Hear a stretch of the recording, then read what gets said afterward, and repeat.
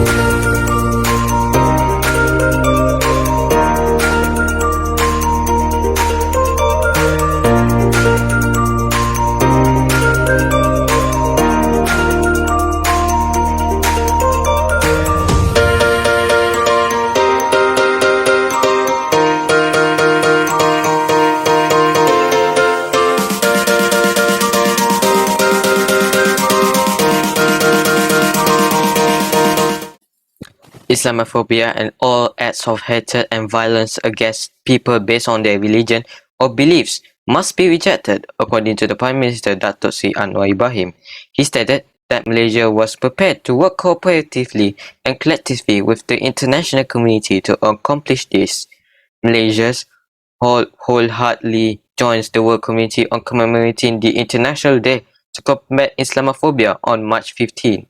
This is not a day to be celebrated, but a day to enhance awareness of the global community and need for actions to combat Islamophobia. He said in a posting on Facebook. Anwar urged people to practice moderation in keeping with the Malaysia Madani concept and to reject the extremist ideology in celebrating the holy months because Muslims all over the world will soon welcome Ramadan. Datuk Sri Dr. Wee Ka Seong, an MP from Aritam, spoke out against a threat made against him after his remarks on the import of eggs from India in the Dewan Rakyat last month. We have all the details.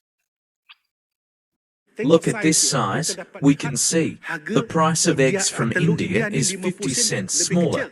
This one is bigger. We disclosed that he received a call from a man named Deepak asking him to withdraw his statement regarding the 2023 supply bill during his committee-level debate. The caller identified himself as Jay and he advanced text Sendirian Berhad. We continued by saying that the person also stated that the business had discussed a settlement outside of court with the Prime Minister's department. I refuse to be a pawn and I will not bow down to pressure and retract my statements on the issue, he said. During the MCA's Chinese New Year open house, he continued, he had a fruitful conversation with Prime Minister Datuk Seri Anwar Ibrahim about the pressing matter. To demonstrate the variations in each egg's sizes and costs, we had previously brought 3 eggs to the August House, an egg from India, an omega egg, and a local egg. In addition, he urged the Agriculture and Food Security Ministry to concentrate on improving domestic egg production rather than importing eggs from India and other nations to meet domestic demand. The only Malaysian company, J&E Advanced Tech SD and BHD, was given the contract to import eggs, according to Datuk Seri Mohammad Sabu, Minister of Agriculture and Food Security. He stated that until local supplies stabilised, the government would import eggs from India. The Senior Citizens Bill is anticipated to be introduced by the government in the parliament the following year, the Dewan Rakyat was informed last Wednesday. The bill, which is anticipated to receive its first reading in the August House next year, is one of the government's attempts to safeguard senior citizens and address an aging population by the year 2030, according to the Deputy Minister of Women, Family and Community Development, Aiman Atira Sabu.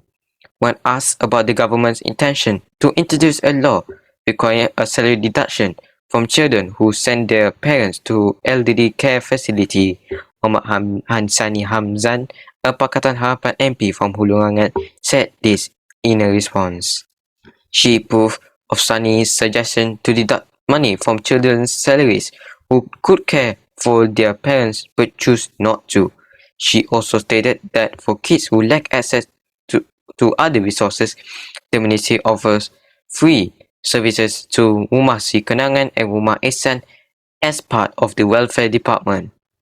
In order to protect senior citizens and address elder abandonment, the previous minister, Dr. Sri Zailah Muhammad Yusof, predicted that a bill would be introduced in 2022. This, according to Zailah, came after a study used to draft the law was completed in October 2021. The implementation of the AUKUS, or Australia, the United Kingdom and the United States three-state security partnership, has now started. The most recent information regarding AUKUS was revealed during a meeting in San Diego, California, between Australian Prime Minister Anthony Albanese and British Prime Minister Rishi Sunak. Australia will be the first nation to purchase 3 Virginia submarines made in the US, and beginning in 2027, the United States and the United Kingdom will station 7 nuclear-powered submarines at a RAN base in Perth, Western Australia. The Alliance Foundation remains free of nuclear weapons, according to Assistant Secretary of State for East Asian and Pacific Affairs Daniel J. Crittenbrink, and the US commitment to AUKUS also entails strengthening the regional community's collective capacity. You must be wondering what Malaysia Tonight before we wrap up this brand new program. Malaysia Tonight is a new English language news program produced by CInfo, the top unbiased news organization in Malaysia, which will be available on CInfo Malaysia's YouTube channel every Friday, Saturday and Sunday at 9 p.m. and will provide viewers with coverage of the most recent national and international news and events, politics, business, and other topics, as well as special reports on major national issues.